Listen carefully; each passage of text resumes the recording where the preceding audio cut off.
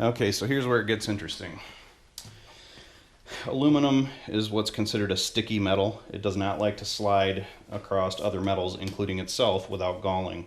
So I read some machinist handbook information and things like that. It's highly recommended to use some type of lubricant. And in fact, some of the early parts that I made, like the elevator trim tab, I did not use any kind of lubricant, and I didn't use a slip piece. This is just a piece of 25 thousandths that's allowed to kind of slide against this surface here, but stay stuck to this. So this piece, in combination with some silicone lubricant, this WD-40 silicone lubricant, seems to work pretty well. I just spray it on the slip piece here to give it some lubricant between these two pieces. And that seems to provide enough slippage so that I'm not galling these parts as I'm bending them. If you watched one of my earlier videos about bending brake issues, you saw that I was galling parts left and right. So that seems to be the cure for that. So I've got the leverage helper, the other piece of 3-inch angle bolted to the face of the bending arm. Again, that's drilled and tapped. There's 7 1/4x20 bolts that hold that to the bending arm. It really improves the strength of it in and out and up and down. And so I'm going to get these flanges bent, hopefully without too much problem. I've got these clamping bolts about as tight as I can get them. And you really need to get them wrenched down as tight as you possibly can, because if you don't, this thing's gonna move. You can pop this piece out and hit yourself in the face or hurt yourself. So I'm gonna grab my safety glasses. This is the longest piece of 40 thousandths, I believe, in the plane that has to be bent. There's some 63 thousandths that's just as long, so that ought to be fun, but it doesn't require the oddball hat section pieces. So one of these sections needs to be bent to 75 degrees, the other one is 90 degrees. So the 42 millimeter end, where the section bends up at 42 millimeters, that is 90 degree side. So let me grab the scale and make sure I've got this right. I don't want to screw this piece up. Some lines on the other side.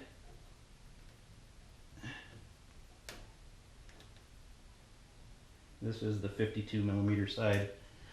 So,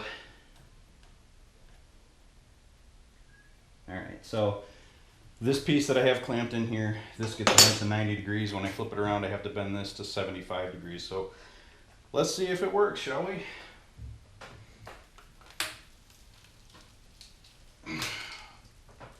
I'm not kidding you, that is hard to bend. Okay, it's not quite there just yet. A little bit more. Boy, oh boy, this stuff does not like to bend. That's probably a little too far. So it's got a bit of a curvature in it. It bends a little more at the ends than it does in the center. And I've just noticed that with this new brake, it's more pronounced because there's nothing holding this piece in. So let's loosen this up and see what we've got for an angle here. Okay, that should slide out. All right, so we've got what appears to be, it's a little overbroke on this side.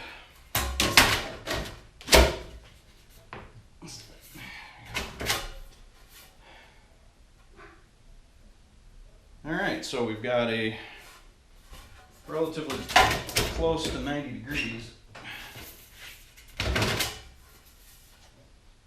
right there. And you can see the lubrication all over it. That's perfectly all right. And that was the 42 millimeter side. So we're going to flip this around, tighten her up, and bend this one to 75 degrees. So we're going to bend this up. Same deal, we want to clamp it down as tightly as possible.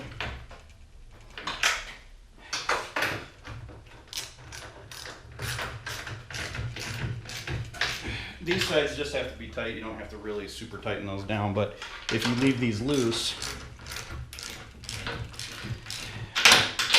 what'll happen is the clamping angle, it will allow these to flex up, and it gives it kind of a porpoise rolling flex as it's trying to bend. It's the weirdest thing I've ever seen. It makes the metal look liquid if you really watch it closely. And it wants to kind of porpoise itself around in between the bolts. So by clamping all 4 pieces down instead of just the 2 that are, you know, center of mass here, it gives you the ability to keep it as straight as possible. So round number 2, there's still plenty of lubricant on that piece, so I'm just going to roll with it. Here we go. Now this one has to go to 75 degrees. And you can see the amount of spring back that has. I'm overbending that by probably a good 15 degrees when I do that. And it's just got a ton of spring back. So let's hope like heck I got it right. That one wasn't even, that's not even tight.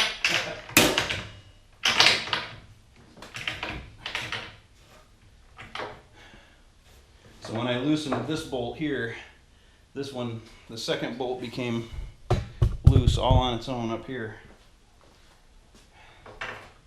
This goes to show you how uneven that can be.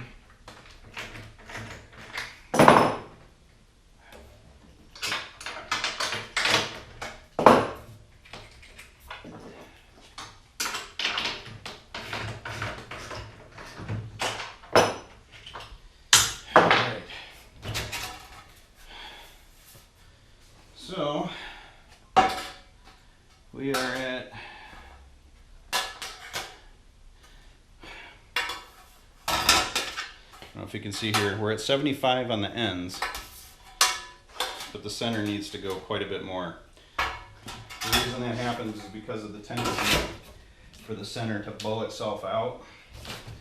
And so to fix that, there really is no other option but to kind of hand bend it in this thickness.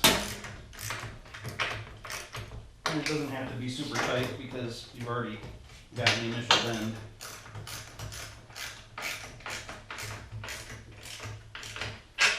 So if you just snug it down, give it a little bit more in the center till it looks pretty darn close.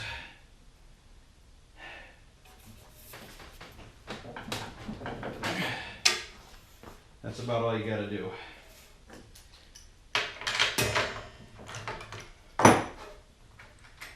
So we loosen that up.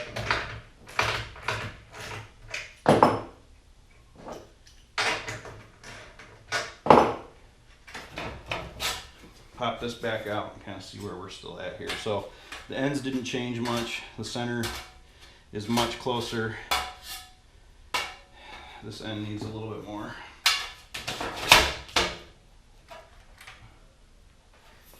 Finger tight as long as it's drawn down, should be plenty. So, right there.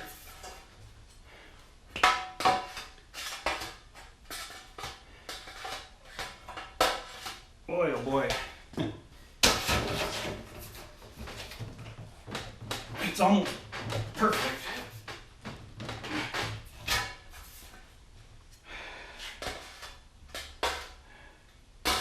And that's on, but that's probably maybe a degree off. So I'm happy with that, all right? So now we've got our 75 degree angle here, our 90 degree angle here. Now the hard part, the most important part, the question I have is this thing gonna hold and bend with just that small little short arm with no leverage advantage of this flange?